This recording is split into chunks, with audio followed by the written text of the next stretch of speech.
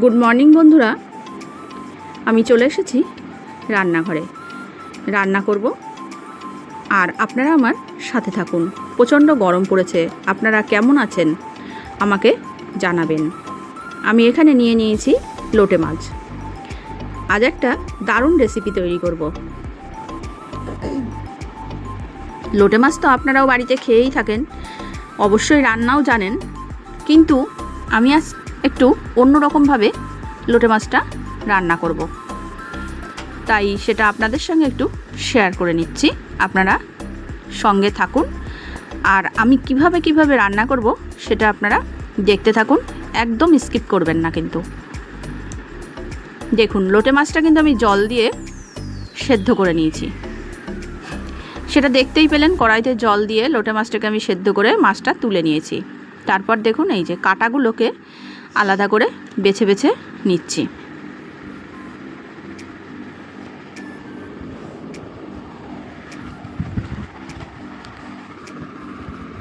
কাঁটাগুলোকে বেছে নিয়েছি আর মাছগুলোকে আলাদা করে নিয়েছি। আর লোটে মাছ রান্নার জন্য এখানে আমি নিয়ে নিয়েছি রসুন কুচি, লঙ্কা কুচি, টমেটো কুচি, আদা কুচি, পেঁয়াজ কুচি। প্রথমে আমি কিন্তু কড়াইতে তেল গরম করে দিয়ে দিয়েছি রসুন কুচি, আদা কুচি, তারপর দিয়ে দিয়েছি পেঁয়াজ কুচি আর টমেটো কুচি।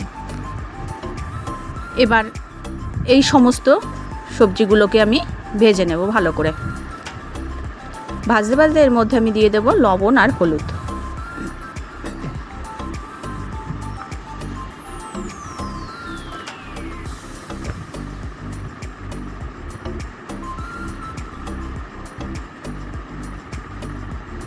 লবণ আর হলুদ দিয়ে সবজিগুলোকে আমি একটু ভেজে নিলাম।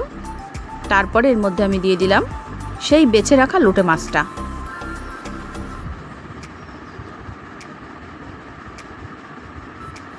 এই লোটে মাছটা দিয়ে এই মশলার সাথে ভালো করে কষিয়ে নেব।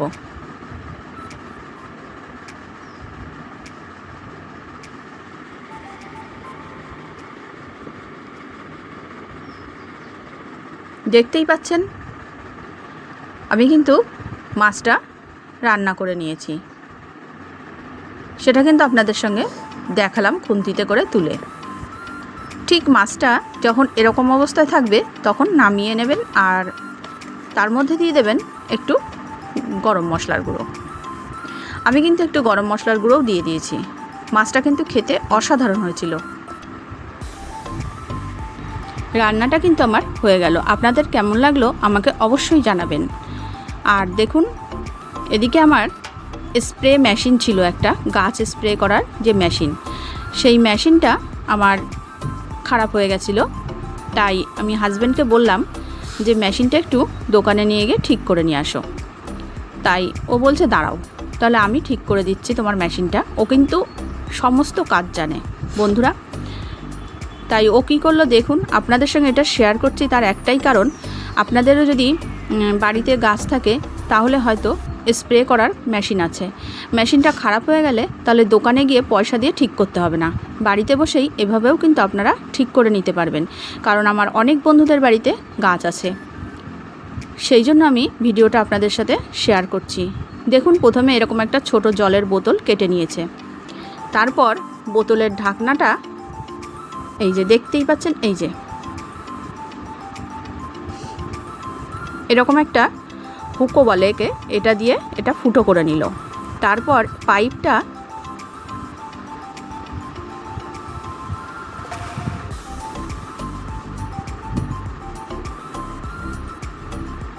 দেখতেই পাচ্ছেন আপনারা, বোতলের মুখের সামনে যে ঢাকনাটা থাকে সেটা কেটে নিয়েছিল পুরোটা। যে ফুটো করে নিল মুটকিটা।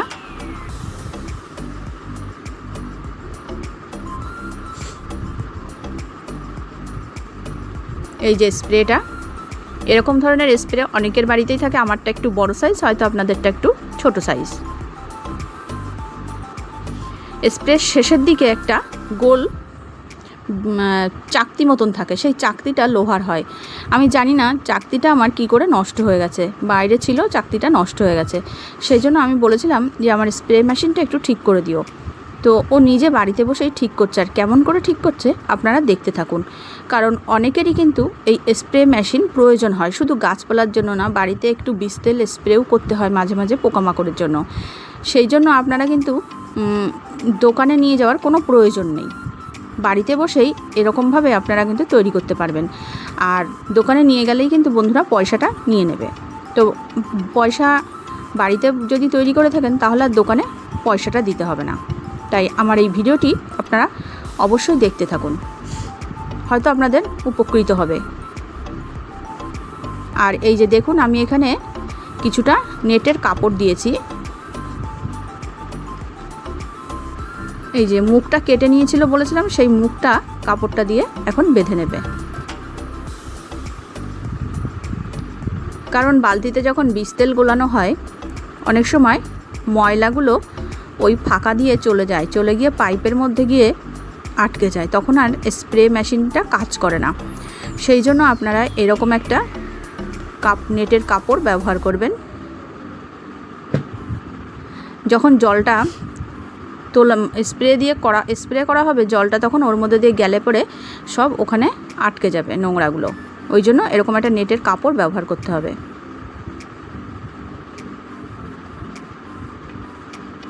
তাই ওই ঢাকনাটা নেটের কাপড়টা দিয়ে আটকে দিচ্ছে, যে গার্ডারটা দিয়ে।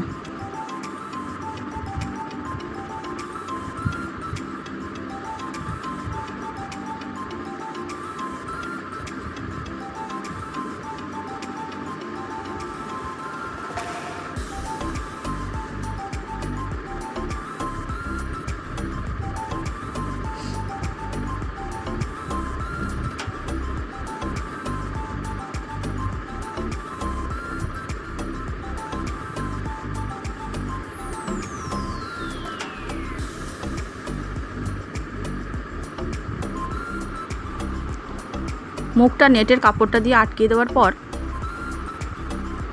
দেখতেই পাচ্ছেন, এই যে কাপড়টা বেশি ছিল, কাপড়টা ছুরিটা দিয়ে কেটে ছোট করে দিচ্ছে। ছোট করে দিলে একটু দেখতে সুন্দর লাগবে, সেই জন্য কেটে ছোট করে দিচ্ছে।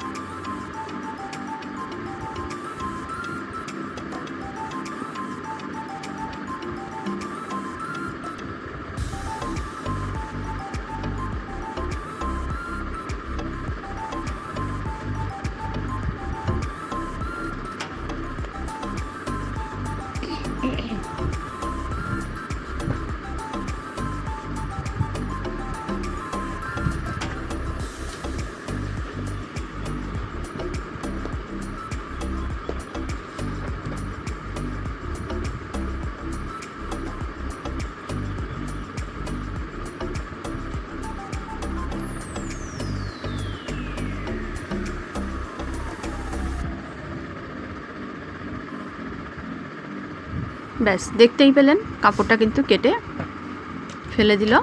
আর এই যে ঠিক এভাবে আপনারাও বাড়িতে নেটটা ঢাকনাটার সঙ্গে লাগিয়ে দেবেন। এই যে দেখুন, এবার এই যে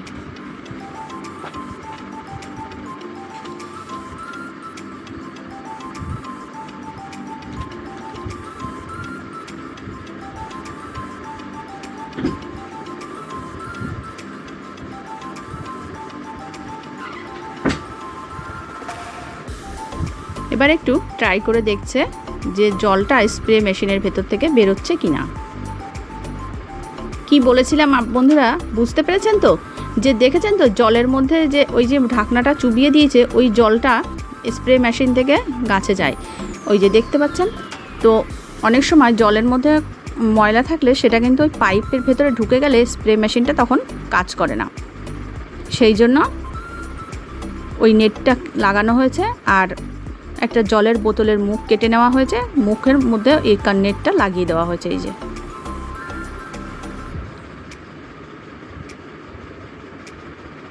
স্প্রে মেশিনটা একটু ডিস্টার্ব করছে, সেই জন্য স্প্রে মেশিনের ভেতরে একটু জল দিয়ে চেষ্টা করছে যে ঠিক হয় কিনা। পাইপের ভেতরে একটু জল দিচ্ছে। এই যে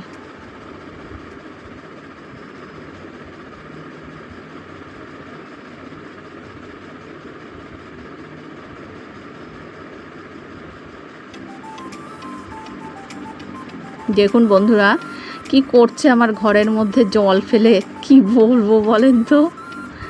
দেখুন ঘরের মধ্যে কিভাবে জল ফেলছে।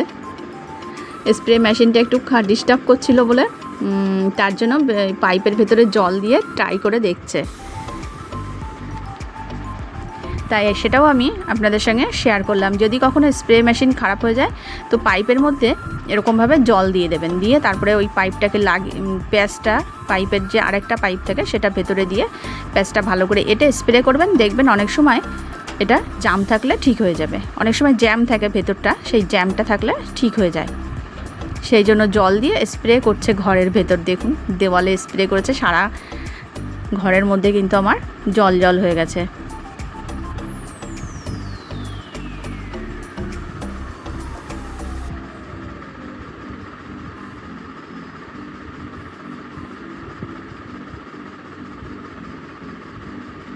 তো আপনারাও চাইলে বাড়িতে কিন্তু এভাবে একটা স্প্রে মেশিন ঠিক করেই নিতে পারেন। এটা আর বাজারে নিয়ে যাওয়ার কোনো প্রয়োজন নেই। বাজারে নিয়ে গেলে পয়সাটা কিন্তু খরচা হয়ে যাবে। সেই জন্য আপনারা এভাবে বাড়িতেই নিজেরা তৈরি করে নিতে পারবেন।